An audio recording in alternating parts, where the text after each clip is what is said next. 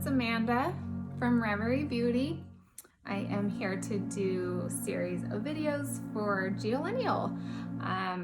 Today we are going to talk more about Gua Sha and how we can use the Geollennial stone. I know I did an introduction of myself on another video, but just as a reference, I'm a nurse. I'm also a professional esthetician. I do Gua Sha facials.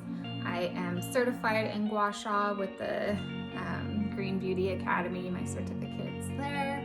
I did an 11-week course where we went into really a lot of depth in lymphatic system and muscle release and lifting and contouring and anti-aging the skin using stones and oils. So I'm going to talk to you today about some basic strokes you can use with the stone at home. I'm going to show you right now the edges of the stone. So this is what I'm going to call the U edge here. And Erin might have some different names for it, but this is for the video. I'll just reference this as the U edge. This is the long, smooth line. We have the jagged edge, and then we have the large jagged edge here. Okay, so when you go to do this on yourself, you want to make sure first you've cleansed your skin. I really like doing this right after the shower because your body's warmed up, blood is flowing, your cardiovascular system is a little bit dilated from the warmth, so it's just really nice. And then you want to apply an oil, some kind of face oil that's going to be beneficial for your skin. Not all oils are treated equally, so you want to make something that's going to be very nourishing and healthy for your skin. So you can apply the oil on your face, your neck, shoulders, and the back of your neck, okay? I've already done that because I already did the side of my face. I'm gonna flip around and I'm gonna show you how we start this. We're gonna start with the U edge here, the smaller U edge. You're gonna start at the base of your neck and go up. This is opening up the neck, okay? So I'll turn around and just show you.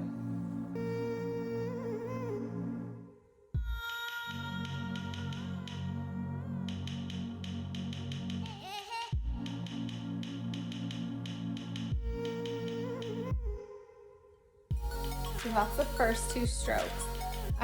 Keep in mind, when you're doing strokes, you're gonna do anywhere from 5 to 10.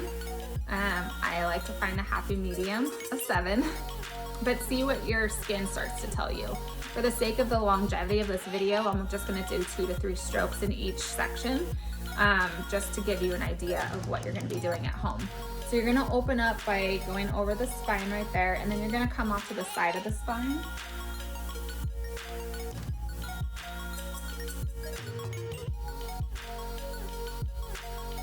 And do those strokes there. I like to give a little wiggle at the end of a stroke too. That really helps. Come over to the front or to the side of your neck. So just keep in mind that the strokes on the back of the neck and the side, you can use pretty heavy pressure. That's pretty tough muscle there. This is called terminus right here, this point at the top of the shoulder. So I like to give a wiggle there. Coming to the front. The skin is a little bit thinner here.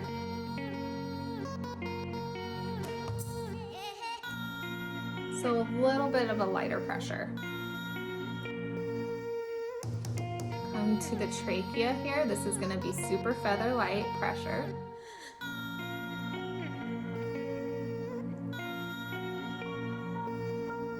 Okay.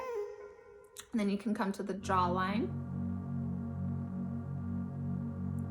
Notice I'm anchoring my hand with the hand that's not using a tool, and I'm causing some tension with a slight pull. Okay. Also keep in mind, this is at a 30-degree angle, okay? It's not 90-degree. This really makes a big difference, okay? You don't want it like this. You want as much surface area of that stone as possible on your skin. There's only a few times when you would want to use that 90-degree angle. So try to get as much of that stone with that 30-degree angle. So you did under the jawline there, you're gonna come top of the jawline, always using your hand to anchor and cause that slight pull.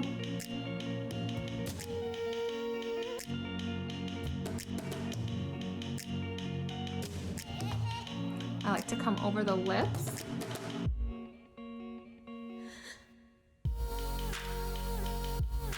And iron out these areas.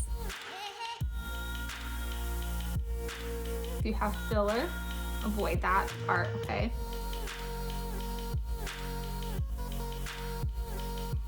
And then up to the cheek area.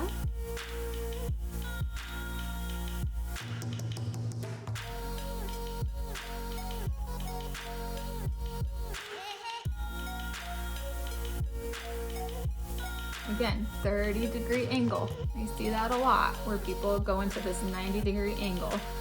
That's not doing a whole lot for you. You want 30-degree angles here, okay? And then come under the eye. You're gonna start from the outer and work in 3 different strokes, okay? So start from the outside. This is the thinnest skin on your body, okay? So you're doing pretty light movements here.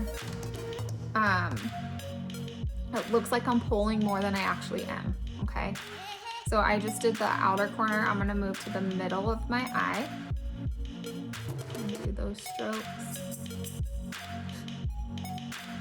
And then after that, come to the inner and all the way out. All the way out. We're gonna come above to the eyebrow. And you kind of hook it underneath just a little bit, not a whole lot, like just under that eyebrow arch there. You'll pull it out.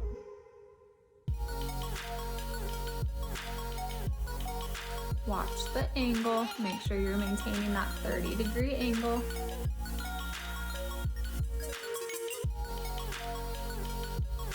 And you can come right above the eyebrow and do the same.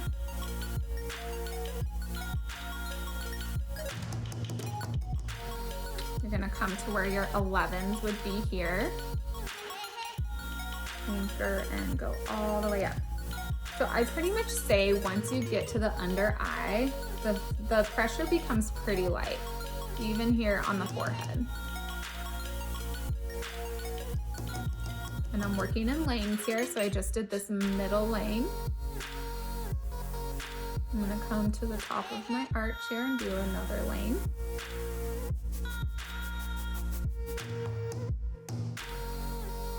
And then to the side.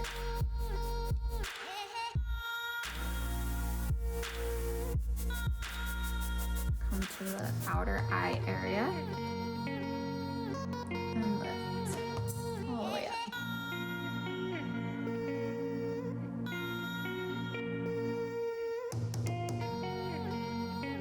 Another thing I like to do, because I tend to have pretty droopy eyelids, is I'll come in and kind of grab right on that brow, pull up and hold, and then imagine that you have a string and you're gonna take that string and hook it right in here. So you hold and then pull up. That's gonna be very lifting for the eyebrow. All of this is gonna help to depuff and contour and lift and sculpt and give you beautiful results. You can, over time doing this, actually feel your jawline begin to take on a little bit of a different shape.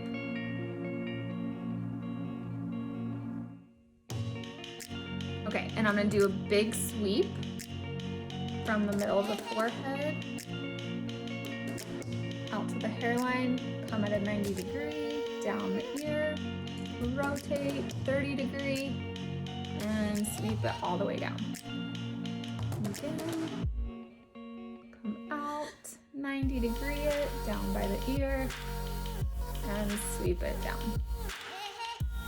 Okay, then what you can do, I did this side, you would want to go repeat all of that on the other side. You can come in and do some lifting moves. Lift everything up. Here you don't need to worry about anchoring because you don't want to have that pull. You want to end it with just some really nice lifting.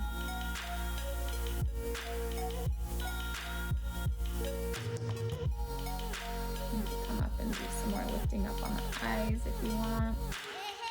And then you can take this jagged edge here.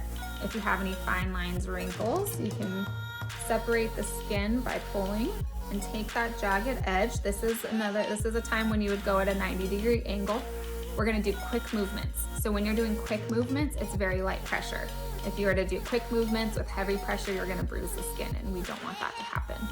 So you're gonna just come in here, go over. You wanna make sure you're going perpendicular or at an angle to that line. So let's say my lines are going across my forehead like this. You don't really want to go with the line because you want to try to iron out and smooth that wrinkle. Think of like when you're ironing clothes.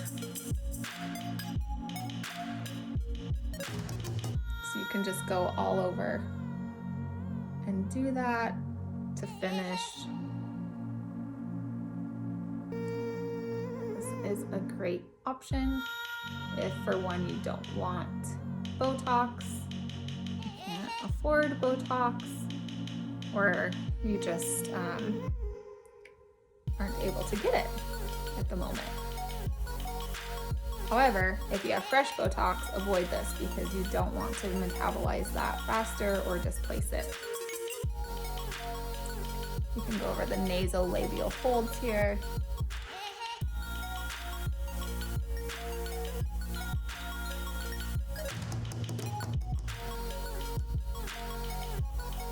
Lips.